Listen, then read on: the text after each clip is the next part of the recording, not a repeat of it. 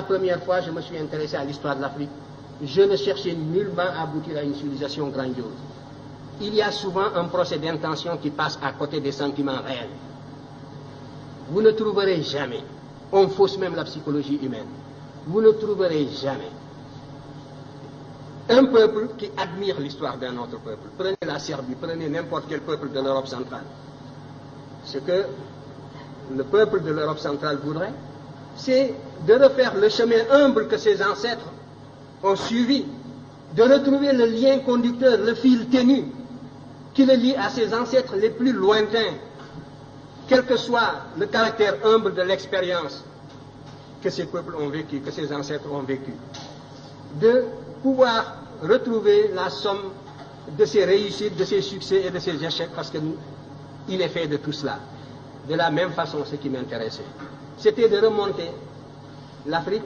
Moi, quand je m'occupais d'histoire, nous étions presque une génération spontanée. On nous disait que le nègre de grande taille n'était pas un indigène de l'Afrique. C'était les théories, justement, de Rivet qui étaient en vigueur. L'Afrique était peuplée à partir de l'Océanie. Donc, le noir que vous êtes et moi, nous sommes des occupants. Nous sommes des étrangers qui sommes venus sur un sol qui nous est étranger. Les seuls habitants de ce pays, c'était les Pygmées. Le noir a devancé le blanc est venu, s'il est plus fort, il évince le noir qui est un étranger comme lui. Voilà les théories qui étaient en vigueur. Quant à l'origine réelle du noir, ça se perdait dans la nuit des temps.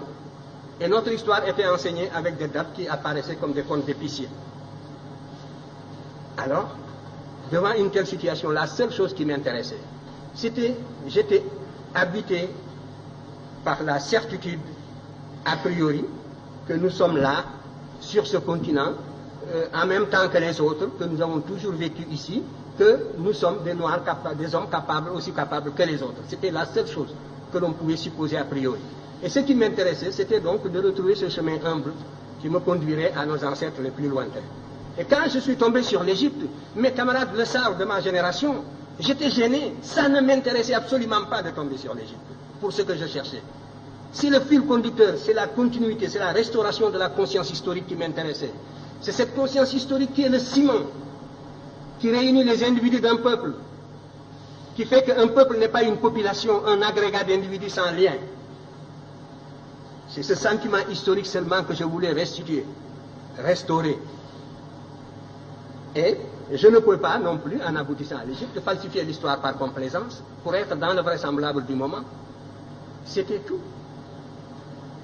Alors, on me demande... Motif de déplacement. Oui, le motif de déplacement, les migrations, vous savez, les migrations, il y a toujours une pression matérielle, soit des intempéries, phénomènes climatiques, sécheresse comme au Sahara, voilà, nous le savons. J'ai identifié plusieurs voies de migration. Le Sahara, à partir de moins 7000, j'ai établi des datations au C14, qui nous donne un Sahara qui commence à se désertifier vers moins 7000, même, oui, j'ai trouvé même des dates de moins 8000. Donc, à partir de là, le Sahara se désertifie. Les populations qui étaient plus au nord sont montées vers l'Afrique du Nord. Et les Noirs qui sont en Afrique du Nord, ce ne sont pas seulement des Noirs qui sont allés là-bas du fait de l'esclavage du Moyen-Âge. Ils font partie aussi d'une souche très ancienne.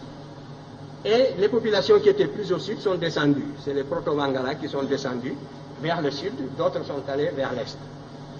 Donc, il y a là une cause climatique de déplacement de peuples. Je vous ai dit que les déplacements se font à la petite semaine. Il y a 2400 ans, ce qu'on appelle la dernière période humide. Toute l'Afrique était couverte de prés herbeuses. Donc, on pouvait se déplacer depuis la vallée du Nil jusqu'à l'océan Atlantique en marchant derrière des troupeaux. Par conséquent, là aussi, il y a une voie de migration. Maintenant, il y a la corrélation également entre des événements intérieurs et des événements extérieurs. Il est certain que le sac de Thèbes par les Assyriens, la façon féroce dont les Assyriens ont détruit la ville de Thèbes en 663, a eu des répercussions comme l'occupation de Paris par les Allemands, mais ça n'a pas duré. Donc la métropole noire, une fois qui était vénérable, millénaire, la première fois qu'elle a été mise à sac, ça a eu des répercussions profondes sur les populations africaines qui vivaient presque attirées comme en formant une sorte de grappe autour de la vallée du Nil. Dans les publications prochaines, je montrerai que les Égyptiens étaient descendus jusqu'au Shabbat, c'est sûr, jusqu'aux Zaïre.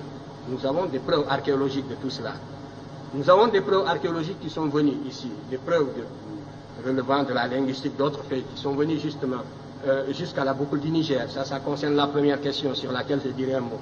Tout cela, donc des motifs climatiques, une pression extérieure, la victoire, la perte de la souveraineté nationale de l'Égypte a fait que les populations africaines se sont relâchées et se sont repliées sur elles-mêmes à l'intérieur pour former des royaumes à l'intérieur. Alors que jusque-là, l'Égypte était la grande métropole, un peu comme les Germains qui étaient de l'autre côté de la rive du Danube par rapport à la civilisation, au foyer romain. L'Égypte était le véritable foyer auquel le reste de l'Afrique noire était lié par 1000 liens esclaves. Et à partir du moment où l'Égypte a perdu la souveraineté nationale, ces populations, évidemment, se sont organisées sur d'autres bases. Alors tout cela, ce sont donc des motifs de déplacement. Pour l'histoire, la période la plus proche. Donc pour la plus ancienne, il devait en être ainsi.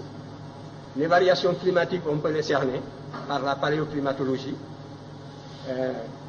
Ça peut être aussi dû au fait que le manque de nourriture, la pression sélective, tout cela, ce sont autant de facteurs qui jouent pour expliquer...